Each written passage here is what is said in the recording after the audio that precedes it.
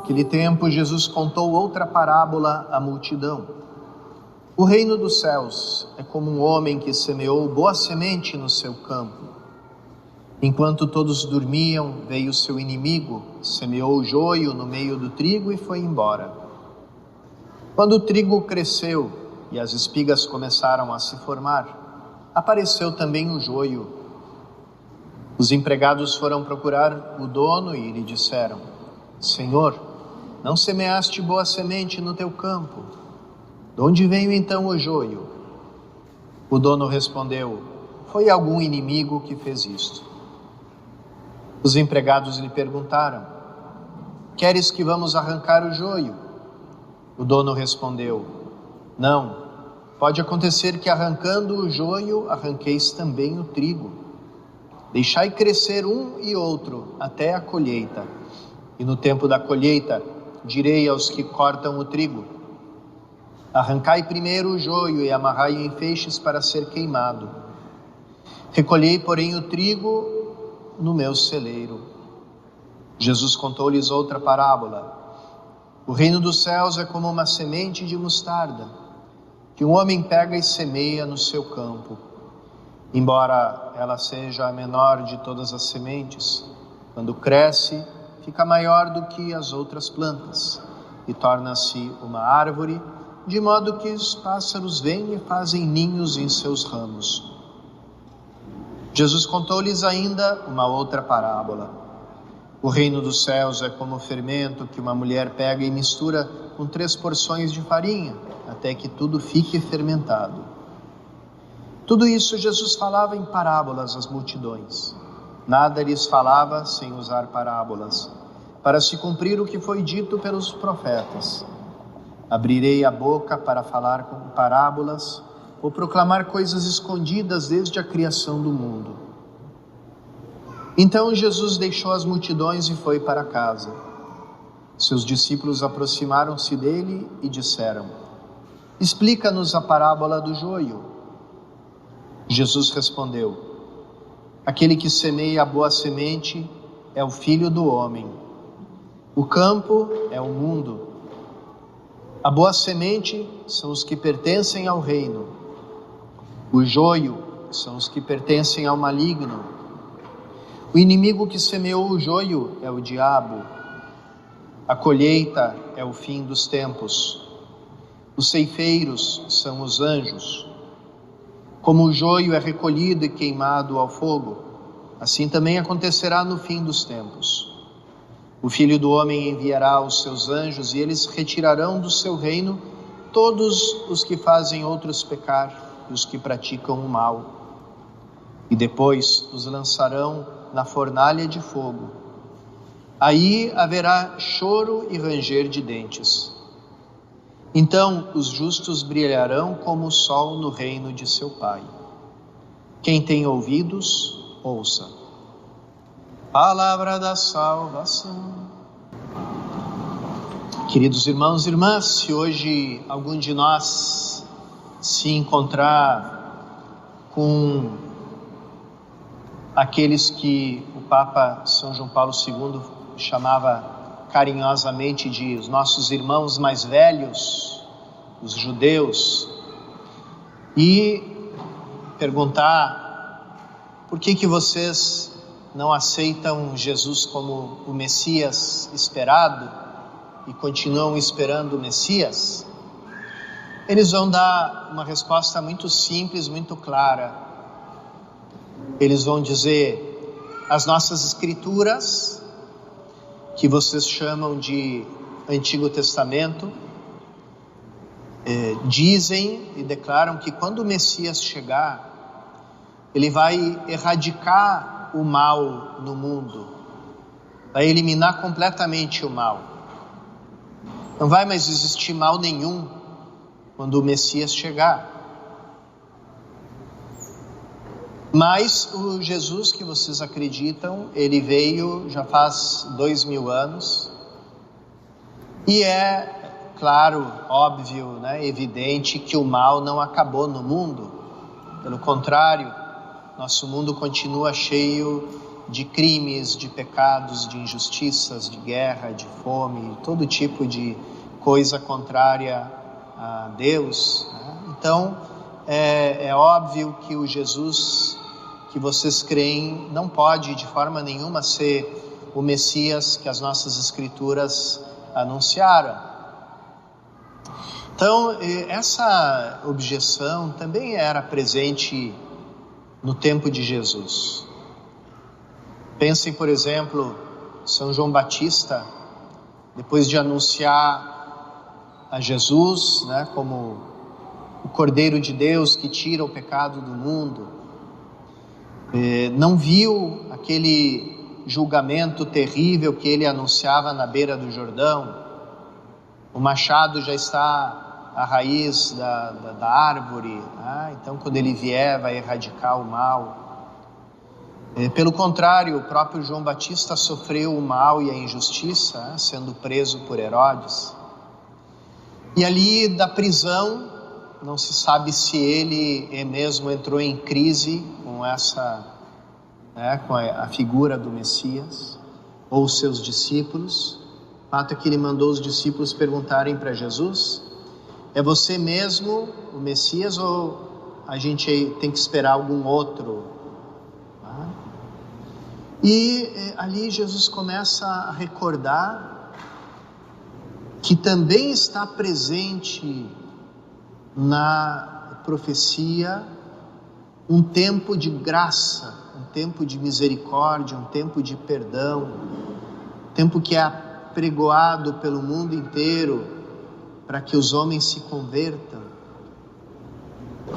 Quando Jesus vai pregar, vai ler a Escritura na sinagoga de Nazaré, sua cidade natal, ele toma o rolo do livro de Isaías, desenrola e lê aquele trecho que se refere ao Messias: o Espírito do Senhor me ungiu para que eu apregoe a boa nova, anuncie aos cativos a liberdade, etc., né? E proclame um ano da graça do Senhor. E Jesus interrompe aí o texto, porque a frase seguinte fala de apregoa a vingança do nosso Deus. E essa última frase ele não diz. E como Lucas conta, todo o povo fica olhando para Jesus, né, com os olhos fixos, como dizendo: e aí, termina, né? Termina a frase, termina o texto, fala da vingança de Deus, essa é a parte que a gente está esperando que você diga, né? E Jesus, ao invés de terminar a frase, ele enrola de novo o rolo da Escritura e diz: hoje se cumpriu essa Escritura que vocês acabaram de escutar. Então, antes do juízo definitivo, que claramente a gente acabou de escutar no Evangelho, vai acontecer, existe um tempo de graça, existe um tempo de misericórdia, existe um tempo de conversão. Antes da vinda terrível do Messias, como ele é apresentado nos profetas, principalmente os profetas mais tardios, são chamados os profetas apocalípticos. Antes dessa chegada do dia terrível, do dia do Senhor, né, onde o mal é esmagado, eliminado para sempre, antes disso, o Salvador vem como que escondido, vem na humildade de Belém, na humildade de Nazaré, na mansidão do jumentinho que ele monta na sua entrada em Jerusalém, na pequenez, no despojamento da cruz. E ele faz tudo isso, ele entra na nossa história de uma forma mansa, de uma forma humilde, porque só através da mansidão e da humildade pode acontecer a conversão do coração. E ninguém pode ser convertido à força. A pessoa só se volta para Deus na base da liberdade e do amor. E aqui também, irmãos e irmãs, nós temos que nos penitenciar, porque quantas vezes os filhos da igreja, escutando mais o espírito do mundo, da sua época, do que as palavras de Cristo, quiseram fazer guerras de religião, conversões forçadas, tá? E quantas vezes, por causa também do espírito do mundo que é violento, a sociedade quis criar mundos perfeitos. A gente tem todo um século atrás de nós de regimes totalitários, genocídios, né, de milhões de pessoas, para criar um mundo perfeito, um mundo sem mal. E como a gente sabe, né, a história nos ensina, e não precisava nos ensinar porque Jesus já tinha falado, né, nada disso funciona. Uma pessoa só pode ser convertida na base da liberdade e do amor. E isso quer dizer que muitos vão aceitar o anúncio da Boa Nova e muitos não vão aceitar. E essa situação daqueles que se convertem a Cristo, acolhem o Evangelho, vivem segundo o reino de Deus, e aqueles que não vivem, essa situação vai durar até o fim dos tempos.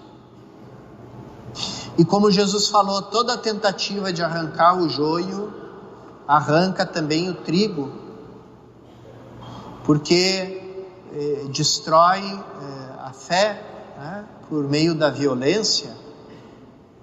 Então, toda essa situação, o cristão no meio de um mundo mau, injusto, vai permanecer assim e vai nos manter em estado permanente de prova, de tentação, até o fim dos tempos, onde se cumpre aquela promessa dos profetas, ou seja, da vinda de Cristo, que quando acontece, ali sim o mal é eliminado, é arrancado do meio, e os justos brilham no reino do Pai dos céus, né? Como Jesus acabou de nos falar. E isso significa, irmãos e irmãs, que nós precisamos nos manter na fé, para nós mesmos não virarmos um joio. Quando é que a gente vira joio? Quando a gente quer arrancar o joio do meio de nós, nós viramos joio.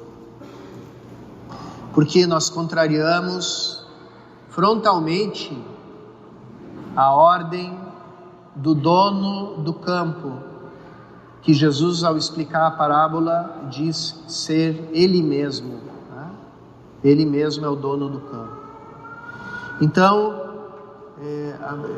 nos proibiu de arrancar o joio. Por quê? Porque agora ainda não é o tempo do joio ser arrancado.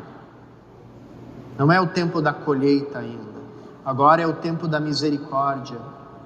É o tempo do anúncio, é o tempo da paciência de Deus. E assim como esse é o tempo da paciência de Deus e nós anunciamos o reino de Deus, nós temos também que anunciar o reino pela nossa paciência.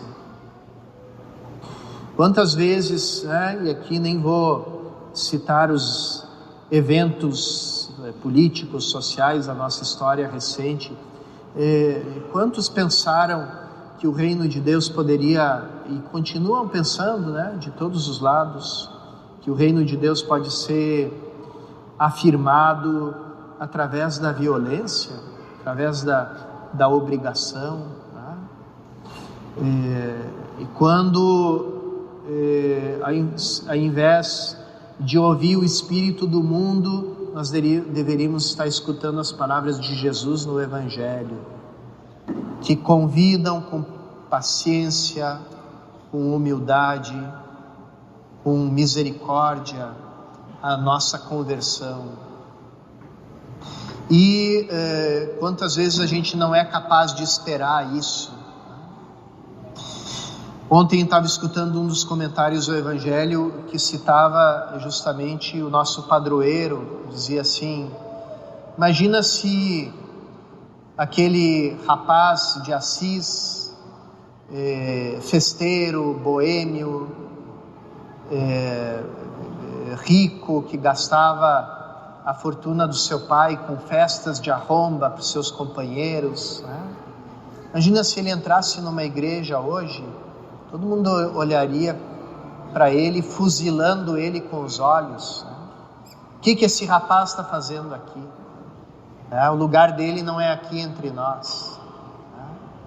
E no entanto, esse rapaz boêmio, festeiro, com uma vida fútil, se tornou o grande São Francisco de Assis, porque Deus soube esperar o tempo dele, soube olhar para ele com amor e com misericórdia, e soube ir trabalhando no coração dele, para que ele se voltasse para Deus. E quando isso aconteceu, o mundo viu a maravilha de um cidadão do reino dos céus, né? Francisco de Assis. Então, irmãos e irmãs, que essa seja também a nossa atitude. Se Deus é paciente e misericordioso conosco, Ele também espera no seu amor que nós sejamos pacientes, misericordiosos com os nossos irmãos e irmãs, e com essa atitude anunciamos o reino dos céus para eles, convidando todos à conversão. Peçamos essa graça na Eucaristia que vamos receber.